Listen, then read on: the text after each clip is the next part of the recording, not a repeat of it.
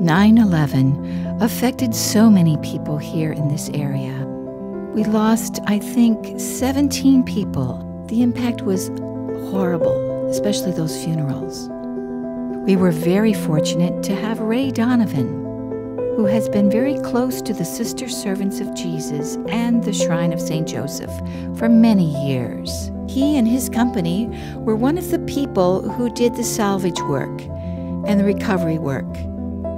And we were able to get 2 beams from the World Trade Center, the 34th and 35th floors. And we took the bells from the closed seminary of the Missionary Servants of the Most Holy Trinity and put them together to create the tower.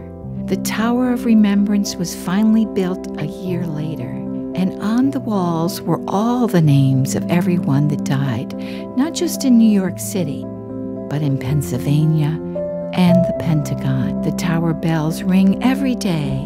They ring 14 minutes before the hour when the first plane hit. In anticipation of our 9/11 ceremony this year, we decided to do a week of peace-building programs based on reconciliation, healing, and forgiveness. On Monday night, we gathered to listen to 2 people tell their stories of personal tragedy and trauma and discuss with them how one learns to deal with the grief. The first speaker, Colleen Kelly, founded 9/11 Families for Peaceful Tomorrows, and she shared with us the story about the loss of her brother and the impact that made on her life. I remember saying to him, well, yeah, I'm really struggling with forgiving Bill's murderers. And he looked at me and he said, you can't forgive Bill's murderers. And I was kind of taken aback, you know. And I said, well, what do you mean, Father? And he said, only Bill can forgive the people who murdered him. The only thing you have the power to forgive is how the loss of your brother has affected your life. So I thought about that, and this giant weight got lifted off my shoulders because I didn't have to forgive Bill's murderers in the way that I had been thinking about forgiveness. Forgiveness has a power, but it also has a power that can be misconstrued, and I was really in the wrong place about the notion of forgiveness. We also invited Georgette Delanois, who leads the Northeast Division of the Haiti Solitaria Network. She talked about a series of workshops that she has conducted in Haiti to help victims of genocide deal with their traumatic experiences. Because what we wanted to do is to really give them an opportunity to come together, tell their stories, to come together and really talk about their pain, to listen, to hear each other. And it was the first time that that population had the opportunity to come together. And part of what we do in Healing of Memories is to build community. First time that they came together, tell their stories. They were heard, their stories were validated. They did not have to explain why they were able to do all that. But they never, at any moment, say, I want to kill, I want to murder. Part of what they were saying is we have to find a way to move on with our lives. Tuesday night, we viewed a documentary that profiled several people who have been impacted by the following tragedies in the world: the Rwanda genocide, the violence between Israel and Palestine, and the Northern Ireland conflicts. We watched instances in which members from both sides of each conflict tried to reconcile with one another and find some sort of peaceful resolution. Afterwards, we candidly discuss what we thought about these stories and how it can influence us as peacemakers. So it almost challenged me really to come out of my little comfort zone that I find myself in at times.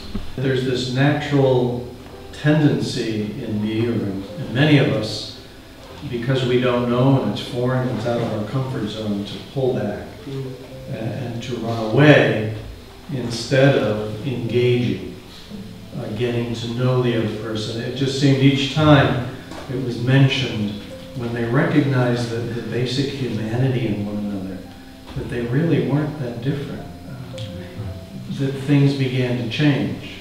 On Wednesday night, we featured a discussion between members of an interfaith multicultural panel, and they discussed how our faith can help us to persevere through horrible tragedies and traumas. That which is forgotten, that you said it cannot heal, is very true. Because for some clients who I've worked with, the trauma may have happened when they were a child, and now they're an adult and they are still struggling with that same trauma, or fall into a pattern where there's a cycle of violence, and not really knowing why do they keep falling into this violent situation or this cycle, because the healing has not begun. They have not yet pinpointed or yet acknowledge that there was a trauma that happened and it needs to be brought out to talk about.